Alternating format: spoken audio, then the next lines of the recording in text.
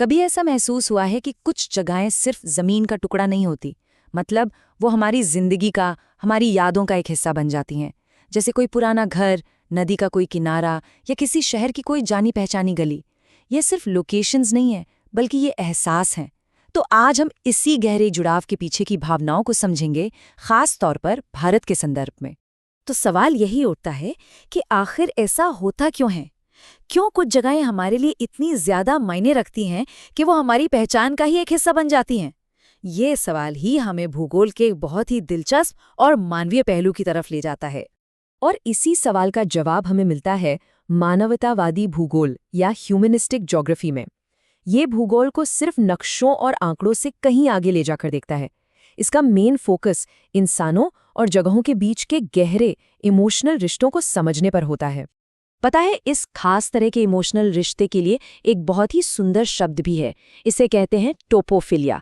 इसका मतलब है किसी भी जगह के लिए एक बहुत गहरा, एक आत्मीय प्यार और लगाव महसूस करना। एक ज्योग्राफर थे यी फू तुआन, उन्होंने ये शब्द दुनिया को दिया था। टोपोफिलिया का मतलब है किसी जगह या माहौल के साथ हमारा वो इमोशनल कनेक्शन जो हमारी पहचान को बनाता है। ये सिर्फ पसंद करने से कहीं ज्यादा गहरा है, ये एक अपनेपन वाली फीलिंग है। अगर भारत में इसका कोई सबसे जबरदस्त उदाहरण देखना हो तो वो है प्रयागराज का संगम। कुंभ मेले के दौरान सोचिए, करोड़ों लोगों के लिए ये जगह सिर्फ दो नदियों का मिलन नहीं है, ये आस्था का एक जीता जागता केंद्र है, पितरों की मुक्ति का, पापों से छुटकारे का और एक आध्यात्मिक नई शुरुआत का प्रतीक। यही तो है टोपोफिलिया, जो पीढ़ियों से लोगों को उस जमीन से जोड़ता आया है। और ये जो भावना है ना, ये सिर्फ तीर्थस्थलों तक ही सीमित नहीं है। ग्रामीण भारत में गांव की माटी से जुड़ाव इतना गहरा होता है कि जो लोग काम के लिए शहरों में चले जाते हैं, वो भी अपनी आखिरी सांसें अपनी जन्मभूमि पर लेने की इच्छा रखते हैं। ये अपनी जड़ों से जुड़ा एक बहुत ही पावरफुल इमोशन है।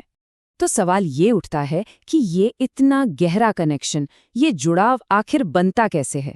कैसे कोई भी जगह अपने अंदर इतने सारे मतलब समेट लेती है कि वो एक तरह से जिंदा हो उठती है? एक और ज्योग्राफर थे एडवर्ड राल्फ। उन्होंने कॉन्सेप्ट दिया स्थान की भावना या सेंस ऑफ प्लेस।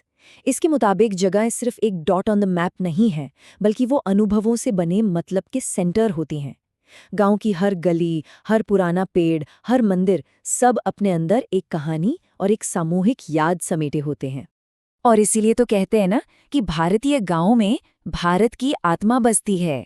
वहाँ सेंस ऑफ प्लेस बहुत मजबूत होता है। गांव के अपने देवता, एक पुराना तालाब, गांव के बीचों बीच लगा पीपल का पेड़ और साथ मिलकर मनाए जाने वाले त्योहार, ये सब मिलकर एक ऐसी कलेक्टिव पहचान बनाते हैं जो कहीं और मिल ही नहीं सकती। इसका एक बहुत ही कमाल का उदाहरण है हिमाचल प्रदेश का गरली गांव। वहां के लोगों के लिए अपनी जगह से ये इमोशनल कनेक्शन उन्हें मॉडर्नाइजेशन के दबाव के बावजूद अपनी यूनिक विरासत को बचाने के लिए मोटिवेट करता है। ये दिखाता है कि स्थान की भावना सिर्फ एक एहसास नहीं, बल्कि अपनी संस्कृति को बचाने की एक बहुत बड़ी ताकत भी बन सकती है।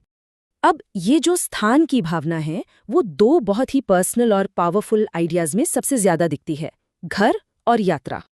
देखिए, भारतीय सोच में घर का मतलब सिर्फ चार दीवारें और एक छत नहीं होता। ये परिवार का, अपनी जड़ों का और अपनेपन का प्रतीक है। घर वापसी की जो भावना है, वो इसी गहरे मतलब से जुड़ी है।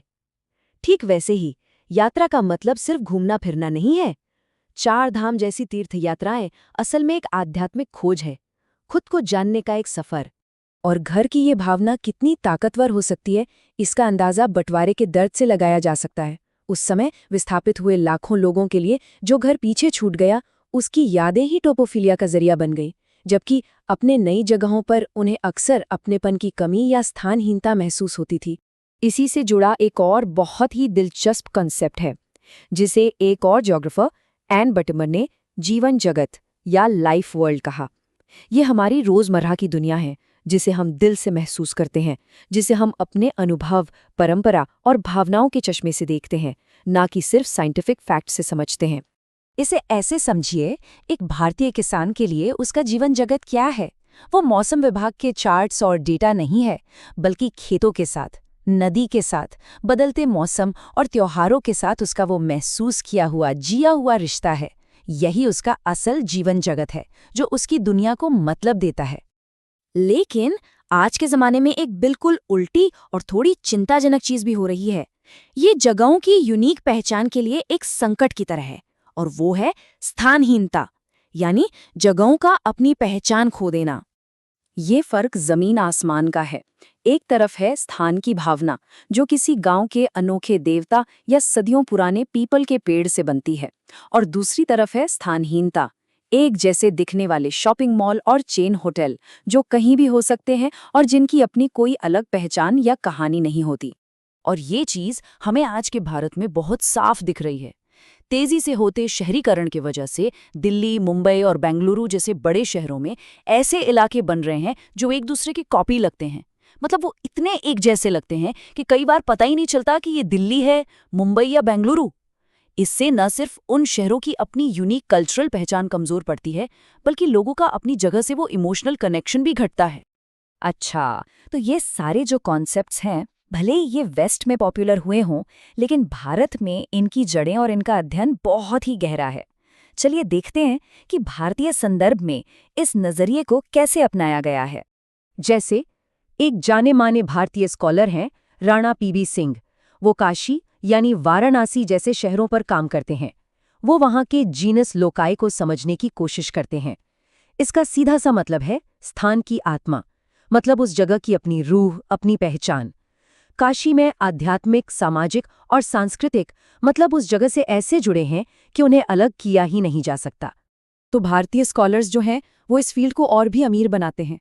वो सिर्फ जमीन नहीं देखते, बल्कि सांस्कृतिक परिदृश्य, पवित्र भूगोल, तीर्थ यात्रा का गहरा मतलब और हमारी पवित्र नदियों और मंदिरों का अध्ययन करते हैं। वो सारी चीजें जो भारतीय अनुभव और पहचान का केंद्र है। तो आखिर में ये सारी बातें हमें एक सवाल पर लाकर छोड़ देती हैं। किसी के लिए कौन सी जगहें उसके जीवन जगत को बनाती हैं? वो कौन सी गलियां हैं, कौन से शहर हैं या कौन से गांव हैं जो सिर्फ मैप पर एक लोकेशन नहीं, बल्कि हमारी पहचान, हमारी आत्मा का हिस्सा बन जाते हैं? ये सोचने वाली बात है।